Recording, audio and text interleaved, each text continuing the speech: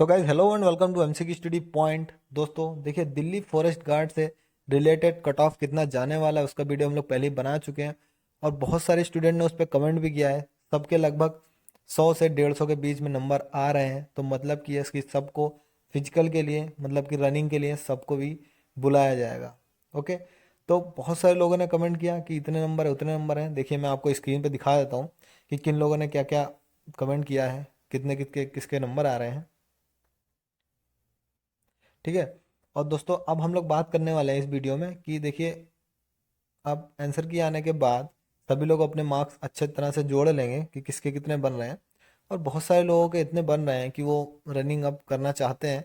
तो देखिए, फिजिकल जो भी टेस्ट होने वाला है फॉरेस्ट गार्ड का, उसका क्या प्रोसीजर रहता है, पहले क्या होगा फिर क्या होगा, रनिंग कितनी होती है ना, क्या क्या होता है उस दिन, पूरी जानकारी हम लोग शुरू से आखिरी तक अब लेने जा रहे हैं। तो वीडियो पे बने रहिए, पूरा देखिए शुरू से आखिरी तक। और जो भी चैनल पे पहली बार आया है वो चैनल को सब्सक्राइब करना ना भूले, ताकि आपको वीडियो की नोटिफिकेशन मिल जाए और आप किसी अपडेट से वंचित ना रह जाए।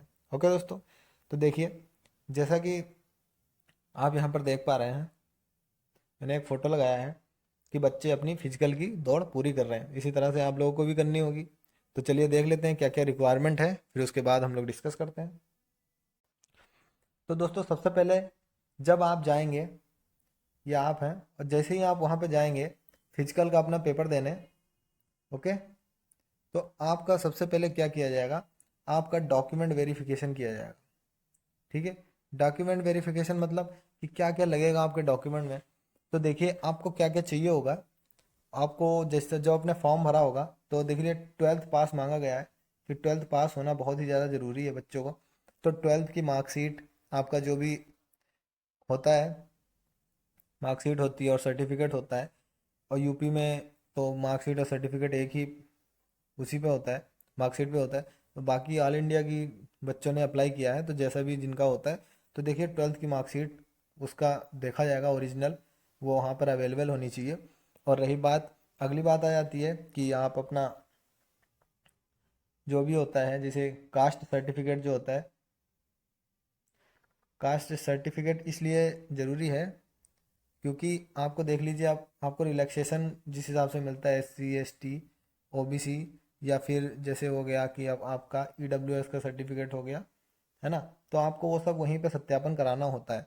तो आपका क्या हो गया, आपका क्या हो गया, 12th का हो गया सर्टिफिकेट हो गया, आपके ज़रूरी कागज़ हो गए, जैसे कि आपका कास्ट का सर्टिफिकेट हो गया और आपका आधार कार्ड हो गया। ठीक है। ये सब वेरीफाई होने के बाद आप आ जाते हैं अगले प्रोसेस पे। तो देखिए, सेकंड प्रोसेस पे क्या होता है मैं आपको बता दूं। सेकंड प्रोसेस पे ये होता है कि आपकी हो जाती है, फिर जब उनको पता चल गया आपने अपना ST का सर्टिफिकेट दिखा दिया, वेरीफाई हो गया, तो अब वो कहेंगे कि देखिए ST की इतनी लंबाई होनी चाहिए मैक्सिमम, मतलब कि हाइट, ऊंचाई इतनी होनी चाहिए। तो उसके अनुसार से आपकी हाइट मापी जाएगी। उसी तरह से जो भी जनरल OBC SC ST जितना होता है, तो देखिए लड़कों की कितनी होती है, 163 सेंटीमीटर हाइट होती मांगी जाती है दिल्ली फॉरेस्ट गार्ड में। तो फिर डॉक्यूमेंट वेरिफिकेशन होने के बाद उनकी हाइट मापी जाएगी, और जिस तरह से एज रिले उसमें हाइट रिलैक्सेशन दिया जाता है जिस कैटेगरी में, उस हिसाब से नापी जाएगी। लेकिन उससे पहले आपको अपनी कास्ट सर्टिफिकेट वहाँ पर प्रोवाइड कराना होगा ओरिजिनल में। ठीक है। और लड़कियों की कितनी मांगी है, 150 सेंटीमीटर मांगी है। ओके, चलिए, अपने आप देख लिया आपने कि कागज़ आपके सत्यापित हो गए, फिर आपकी कैटेगरी पता करके आपकी हाइट भी नाप ली गई। ओके, वेरीफाई हो गए आप और आपकी हाइट भी नाप ली गई। तो फिर आपका अब थर्ड स्टेज आ जाता है। थर्ड स्टेज में क्या होता है, थर्ड स्टेज में आपकी रनिंग कराई जाती है। ठीक है। अब रनिंग के बारे में आप देख लीजिए, हम लोग समझ लेते हैं। जो लड़कों की होती है, ठीक है, देखिए बॉयज़ के लिए क्या, 25 किलोमीटर रनिंग होती है, और गर्ल्स के लिए 16 किलोमीटर की रनिंग होती है। ठीक है। अब बॉयज़ 25 किलोमीटर दौड़ेंगे, गर्ल्स दौड़ेंगी 16 किलोमीटर। अब ये कितने टाइम में आपको पूरी करनी होती है, इसके लिए आपको दिया जाएगा, टाइम दिया जाएगा 4 घंटे।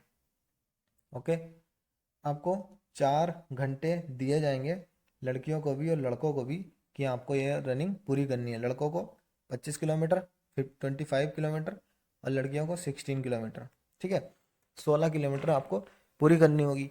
तो अब रनिंग किस तरह होती है वहाँ पर देख लीजिए। अगर आपने कभी रनिंग नहीं की है तो क्या आपको लगता है कि आप 4 घंटे रनिंग कर पाएंगे? अब रनिंग कुछ लोग बोलते हैं कि बहुत ही स्लो स्लो भी कर लेंगे तब भी हो जाएगा, लेकिन अगर जो कोई भी बच्चा एकदम नया है जिसने कभी दौड़ नहीं करी है, तो 4 घंटे लगातार चलना बहुत ही ज़्यादा मुश्किल हो जाता है, चाहे लड़की हो चाहे लड़का।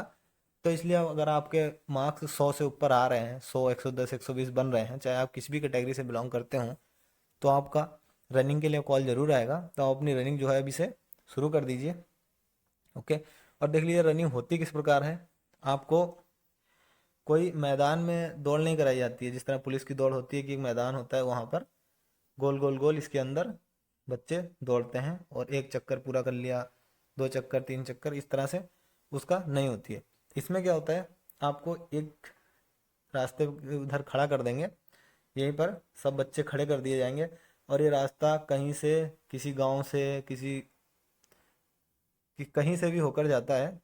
ठीक है, और आपको यहाँ तक पहुँचना होता है, जो भी है यहाँ तक आपको पहुँचना होगा। अब यहाँ से आपको शुरू कर दिया जाएगा, तो वो लोग जगह जगह पर उन लोगों के आदमी भी खड़े होते हैं कि कोई बीच में चीटिंग ना कर ले, वरना कुछ लोग तो किसी की बाइक आ रही होगी उसी पे बैठ के चले जाएंगे। ठीक है, कोई चीटिंग ना कर ले। तो यहाँ से आपकी दौड़ शुरू होगी और आपको 4 घंटे के टाइम के अंदर ही यहाँ पर पूरी करनी होगी। ओके। और रही बात यह कि बीच में उनके मेंबर्स तो खड़े ही रहते हैं कि बच्चे चीटिंग ना करें।